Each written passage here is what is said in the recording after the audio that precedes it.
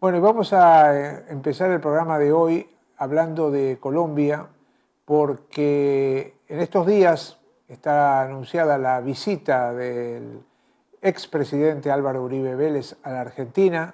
Como siempre, Uribe está permanentemente hostilizando a los procesos revolucionarios de América Latina, viene de hablar pestes del gobierno de Venezuela, de provocar a Hugo Chávez en distintas entrevistas, acusarlo de dictador, acusarlo de estar llevando a su pueblo a un precipicio, a un abismo. Justamente Álvaro Uribe, que es un hombre que se caracterizó por enterrar a Colombia en un círculo de violencia, violencia estatal, violencia parapolicial. Son cientos y miles los refugiados y los desplazados que tuvieron que salir de Colombia por culpa de la política represiva de Uribe, pero también son miles los asesinados por el parapolicialismo que Uribe protegió. Uribe no puede venir a hablar de democracia ni de quién es dictador o no dictador, precisamente él, que siempre estuvo cobijado por los Estados Unidos y que tiene una actitud de convivencia que cada vez salta más a la luz por las propias denuncias que hacen los paramilitares con todo ese ámbito que aterrorizó a Colombia. Obviamente el nuevo presidente Juan Manuel Santos no le va a la saga en este sentido, va permanentemente, Colombia está en un círculo de violencia y bueno, queríamos mostrarles quién es Álvaro Uribe en función de un documental que ha hecho Telesur y que se llama Expediente Uribe. Allí van a encontrar las características principales de lo que ha sido el andar de este expresidente que está vinculado a la ultraderecha latinoamericana y sobre todo a la ultraderecha proimperialista. Vamos a verlo. Pueden decirme lo que quieran, paramilitar o lo que quieran.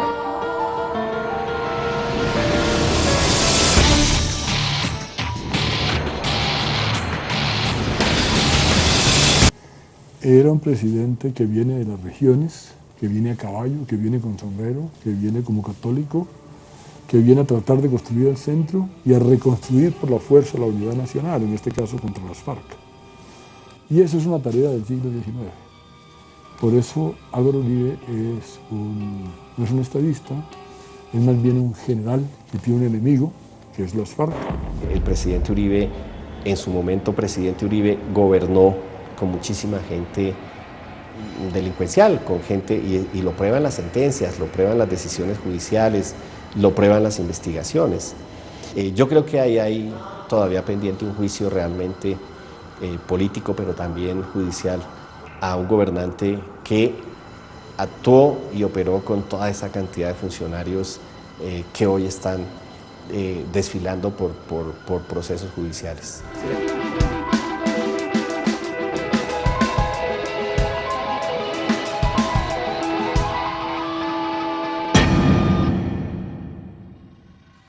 Álvaro Uribe nace en Salgar, Antioquia, un pequeño municipio de Antioquia, hijo de una familia, digamos, prestante de la localidad, pero un campesino, digamos, hijo de un campesino rico. Ese campesino rico, su padre,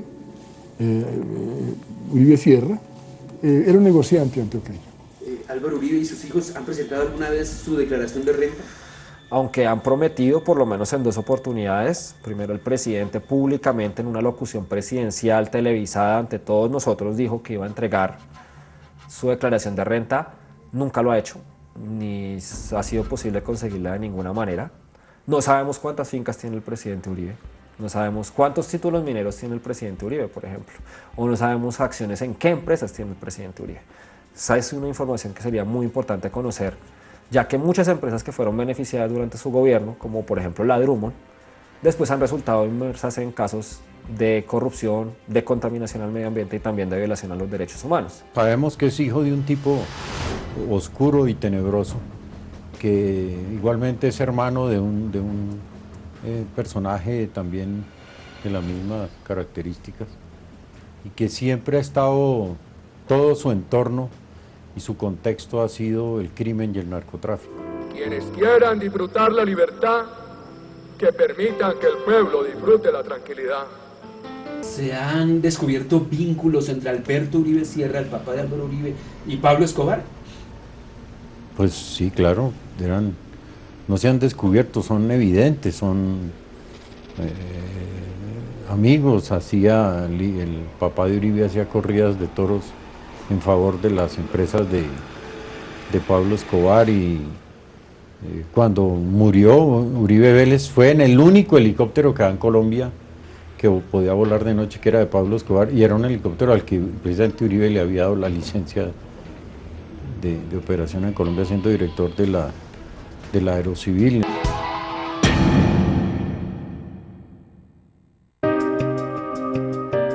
Al terminar la alcaldía, que fue, digamos, hubo bastantes controversias, pero no muchas, es mucho más controvertida la carrera ulterior de Álvaro Uribe, lo nombra el presidente Turbay, lo nombra en la Aeronáutica Civil. Y eso es un cargo importante, hay que decirlo, porque en ese momento, estamos en 1980, 1981, fue el momento en el cual en Colombia se inicia la lucha contra los carteles de la droga. Es el momento en el cual Rodrigo Lara Bonilla, el ministro de Justicia del nuevo liberalismo, inicia la guerra contra Pablo Escobar y contra Carlos Leder en ese momento. Primero director de Aerocivil fue, sí. Él llegó a reemplazar a un señor, Uribe Senior, si mal no recuerdo, a quien asesinó la mafia porque no se prestó para lo que después sí se prestó Álvaro Uribe Vélez. Durante la gestión de él en la Aeronáutica Civil, como le cuento, lo que él hizo fue trabajar para la mafia. Él fue el que les dio todas las licencias de operación de las pistas y de funcionamiento de los aviones, que fue el elemento fundamental que permitió el crecimiento del cartel de Medellín, que incluía todo el narcotráfico colombiano. A Uribe Senior yo lo conocí, yo cubrí Aerocivil, como digo, y fue lamentable cuando lo mataron realmente, y se sabía que la muerte de él se debía a que no se había prestado para trabajar en favor del narcotráfico, como después sí lo hizo Uribe cuando llegó, que fue el que lo reemplazó. De la muerte de él, que yo sepa, nunca se investigó nada, como es natural en Colombia, y eso quedó así, yo creo, no sé realmente. El cargo que él ocupó era muy importante para el naciente grupo narcotraficante, el Cartel de Medellín, quien por aquella época había encontrado la manera de traficar droga por medio de aeronaves muy pequeñas y rápidas desde el norte de Colombia, especialmente desde Antioquia y desde Córdoba, hacia la ciudad de Miami, donde estaba, digamos, la operación grande de los narcotraficantes en Colombia. Hay más de 150 licencias que se concedieron a pistas y a helicópteros concedidos por Álvaro Uribe Vélez. Él siempre ha dicho que no asume la responsabilidad porque quien autorizaba esas pistas y esas aeronaves eran los comandantes de brigada y su subdirector técnico. Su subdirector técnico lamentablemente murió abaleado en las calles de Bogotá cuando estas denuncias se estaban haciendo públicas en la campaña presidencial de 2000. Él había estado haciendo unos contactos con el gobierno de los Estados Unidos para volverse informante, y en ese momento Uribe era candidato a la presidencia de la República y lo asesinaron. ¿Le había anunciado que iba a denunciar a Uribe? Él no había anunciado, pero yo sí supe que él iba a ser informante para el gobierno de los Estados Unidos contra el narcotráfico, el cartel de Medellín y todo esto, mundo al cual pertenece Uribe. Yo lo supe de fuentes directas del gobierno de los Estados Unidos y lo asesinaron. Él salió de la Aeronáutica Civil con este inmenso rabo y horripilante rabo de paja con el narcotráfico, y después fue alcalde de Medellín, lo nombró Belisario Betancur. No me acuerdo cuánto duró en ese cargo, pero sí recuerdo que lo despidieron del cargo por haber aterrizado un día en medio de una plaza de toros de mafiosos que estaban celebrando unas fiestas y unas corridas de toros, y él llegó, aterrizó ahí donde sus amigos los mafiosos, y el escándalo hizo que lo votaran. El presidente para entonces era Belisario Betancur.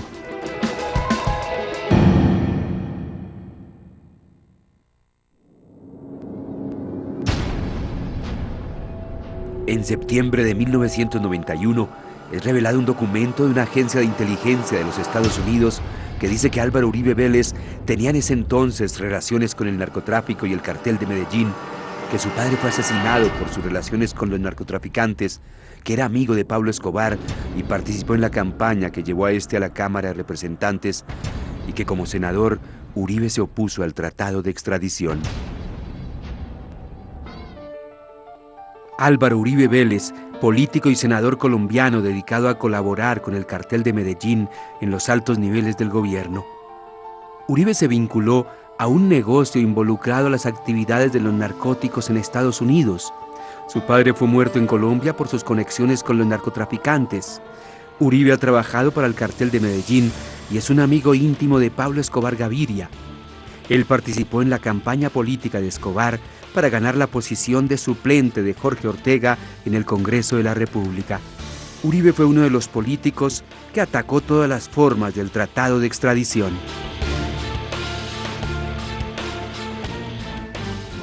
El periodista Fernando Garavito, coautor del libro El Señor de las Sombras, fue expulsado del Espectador, después fue amenazado y tuvo que salir al exilio.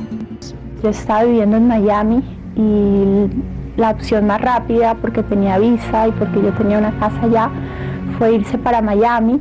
Él salió con su hija menor, Manuela, que en ese momento debía tener 9 años, y su esposa Priscila Welton y su hijo Fernando lo siguieron un mes después. Fernando Garavito murió en Nuevo México, Estados Unidos, el 27 de octubre de 2010 en un accidente de carretera. Sí, es muy raro, nadie conoce un parte policial serio de cómo fue que murió Fernando. Los hijos me dijeron que ellos están ya muy cansados. A ellos les tocó toda esta persecución de Uribe contra Fernando, y en medio del asilo y las condiciones más difíciles en las que estaban en Estados Unidos murió Priscila, la mamá de ellos. ¿Murió? Sí, claro, después murió Fernando y entonces pues ya digamos que este país y Uribe le saben muy mal a ellos y no quieren ya averiguar más cosas por ahora, ¿no?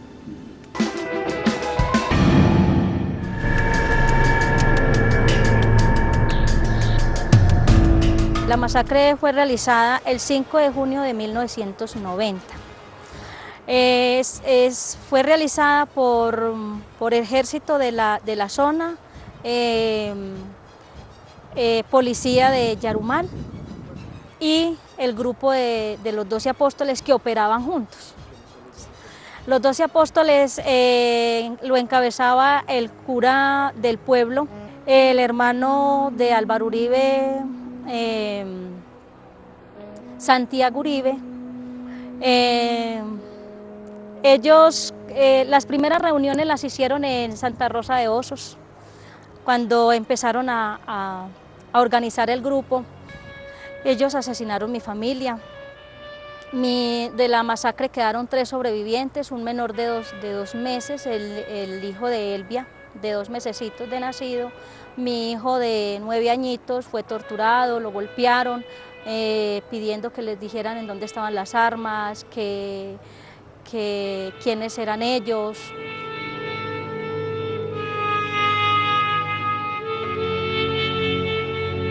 ¡16!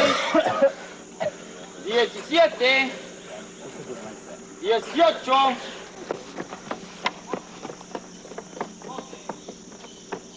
¿Quiénes somos nosotros? Nosotros somos una autodefensa. Nosotros estamos luchando contra el Partido Comunista y todo grupo subversivo de Colombia.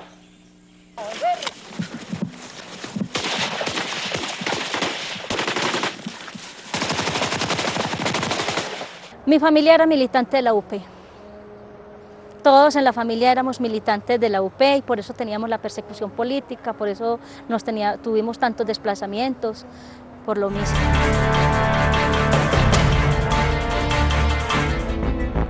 Varios testimonios señalan a Santiago Uribe Vélez, hermano del expresidente, como el líder de los 12 apóstoles, grupo responsable de más de 50 asesinatos cometidos en los municipios de Santa Rosa de Osos y Yarumal, en el departamento de Antioquia.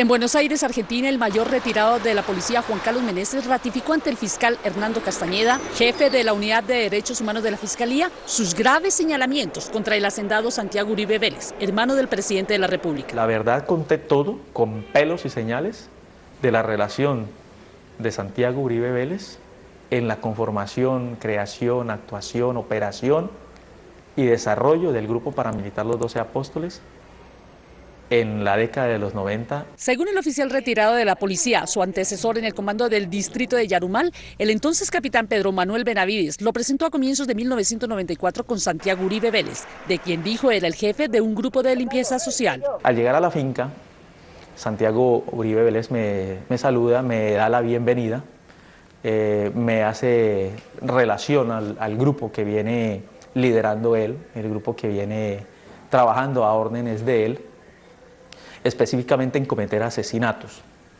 con el apoyo de la Policía Nacional. Meneses asegura que el grupo, después llamado por la prensa Los 12 Apóstoles, actuaba como un escuadrón de la muerte en la región. Este grupo se encargaba de asesinar personas pertenecientes a grupos al margen de la ley, entre ellos guerrilla, personas dedicadas a la extorsión, al hurto, a personas expendedoras de vicio, de alucinógenos y consumidores de alucinógenos. La Hacienda La Carolina, de la que es socio Santiago Uribe, albergaba, según Meneses, una pista de entrenamiento de paramilitares. Santiago Uribe Vélez me dice, vean, teniente Juan Carlos Meneses, esta es mi finca, esta es la pista de entrenamiento de mis hombres, aquí es donde yo entreno al grupo que yo lidero. Y Santiago Uribe Vélez me dice, vean, estos muchachos son míos, son hombres que eran alrededor de 15 hombres que usaban prendas de uso privativo de las fuerzas militares, fusiles R-15, fusiles AK-47 y algunas escopetas. Ordenó Santiago Uribe Vélez asesinar a esta persona. Ese es el caso pues, de Camilo Barrientos, y fue asesinado conduciendo el vehículo escalera entre Yarumal y Campamento. El mayor Meneses aseguró ante la Fiscalía que Santiago Uribe le pagaba mensualmente por su colaboración. Él me daba alrededor de $1,5 millones de pesos mensual para que le colaborara, pues, para que su grupo pudiera estar libremente o actuar. Las Convivir eran grupos de justicia privada, de finqueros, ganaderos y terratenientes, autorizados para enfrentar con armas a guerrilleros y extorsionistas, pero que se convirtieron en escuadrones de la muerte. Álvaro Uribe creó 167 Convivir en el departamento de Antioquia. Tengo la memoria muy fresca porque he hecho un esfuerzo de memoria y me he dicho a mí misma que hasta el último día que yo tenga capacidad de respirar, hasta el último día que yo tenga posibilidad de moverme, mi energía está puesta en estudiar, reconocer y advertirle al mundo que lo que ocurrió en el Urabá es un crimen de lesa humanidad. Por lo menos 14 de las Convivir que aprobó Álvaro Uribe están vinculadas a homicidios, ejecuciones extrajudiciales, torturas, secuestros y sin número de crímenes, y en general los estándares de derechos humanos en Antioquia fueron los peores durante esta época. Es decir, si hay una época sangrienta en la muy sangrienta historia de Antioquia, es esta época. Hubo masacres como nunca antes en la historia de este municipio, de este departamento, y aunque Uribe siempre ha reivindicado la pacificación de la zona que se conoce como Urabá, pues hoy podemos ver que la zona nunca ha sido pacificada. Pacificación no hubo, lo que hubo fue un baño de sangre, un imperio del crimen y del terror, que a eso lo llaman pacificación, pero de toda la vida Urabá ha sido una guerra terrible entre todas las vertientes del crimen, incluidas las guerrillas, por supuesto, y los ejércitos estos de escuadrones de la muerte que Uribe tanto defendió y el daño, hizo un daño tenebroso, un daño histórico al país, creando y protegiendo eso. Recordemos, estamos en un encuentro de la geografía de la memoria o de la geografía de la guerra, y Álvaro Uribe es gobernador de Antioquia, Gloria Cuartas, alcaldesa de Apartadó, época 1 de enero de 1995 a 1997. Álvaro Uribe, gobernador de Antioquia, se prepara con los grupos económicos, políticos, sociales, con el empresariado paisa, especialmente Sindicato Antioqueño, y Augura, pero especialmente con Augura, se reorganiza una decisión política de 2 elementos. Uno, establecer la estructura paramilitar en la región del Urabá. Álvaro Uribe es responsable de la conformación de las estructuras paramilitares en la región del Urabá.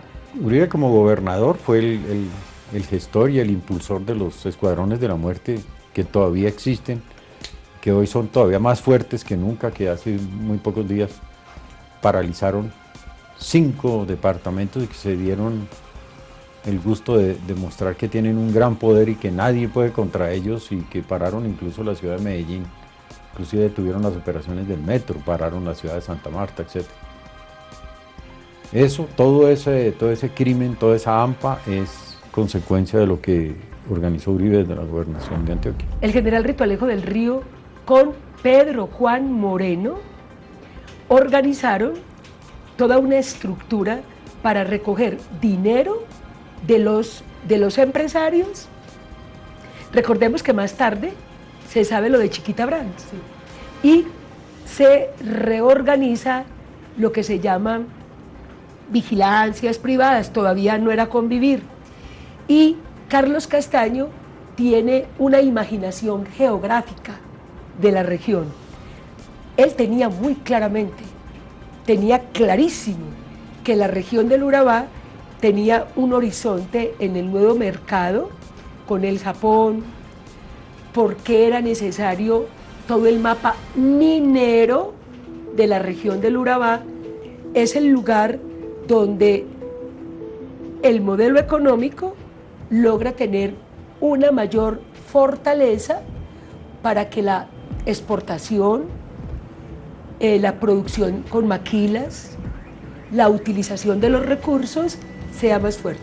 Esa pacificación se produjo de la mano de un general que hoy está preso por esos hechos precisamente, que se llama Ritualejo del Río.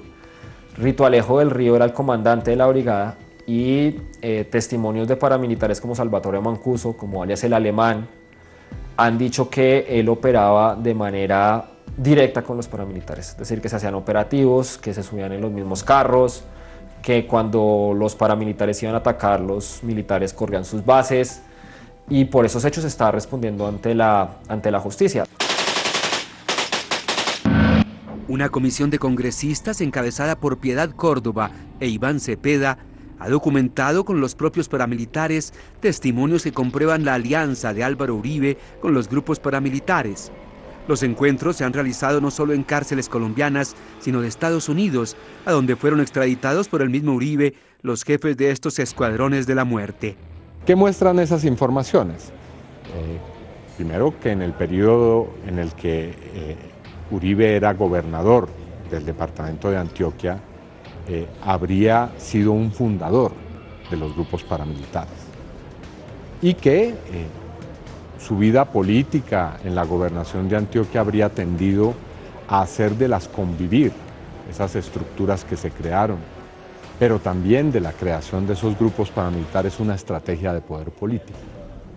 Igualmente, como lo afirman varios de estos jefes, y ya lo han dicho ante la justicia, el expresidente Álvaro Uribe Vélez habría recibido un importante apoyo económico, logístico, militar para su campaña de elección presidencial.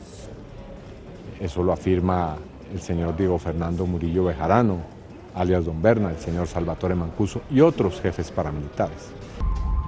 Álvaro Uribe me llamaba a mí, las convivir. Uribe me llamaba y me decía que como alcaldesa de apartado yo tenía que ayudar, porque era una orden de la gobernación. Creo que fui la única de los 13 alcaldes de la región, y digo alcaldes porque eran todos hombres, yo era la única mujer la única que dije no acepto. Una orden de la gobernación, no acepto que el paramilitarismo controle los recursos de salud. No acepto que el paramilitarismo controle la seguridad en los hospitales.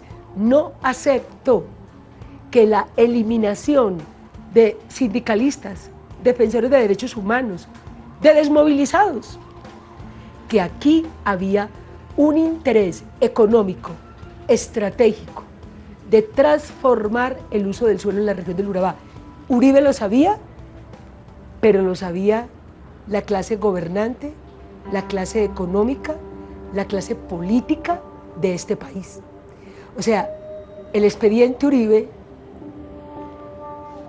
con el paso de los años, con mis arrugas, con el corazón todavía demasiado arrugado con el dolor, todavía me impresiona lo que vi, me impresiona la cabeza que cortaron de un niño frente a mí, me impresiona las mujeres violadas. Tengo en mi memoria el asesinato de Bartolomé Cataño, el asesinato de 200 personas en la comunidad de paz de San José de Apartadó. Me duele. Tiene que existir responsabilidad política, jurídica,